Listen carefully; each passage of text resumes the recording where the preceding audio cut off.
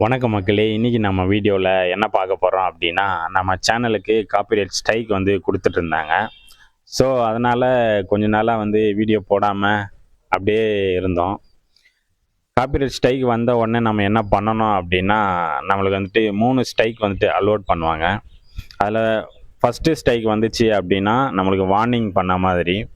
Second copyright strike வந்தது அப்படின்னா, இன்னும் ரொம்ப ரொம்ப அலர்ட்டா இருக்கணும். 3வது காப்பிரைட் ஸ்ட்ரைக் வந்தது அப்படின்னா, நம்மளோட சேனலை வந்து நம்ம மறந்துட வேண்டியது தான்.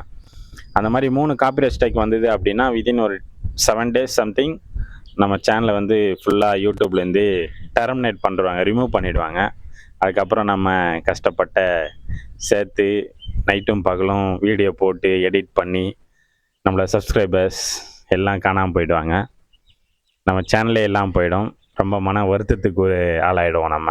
ஸோ அதனால் அடுத்தவங்களோட கண்டென்ட்டை எதுவும் எடுத்து போடாமல் நம்மளோட ஓன் கண்டென்ட்டை வந்து போடணும் அப்படின்னு சொல்லிட்டு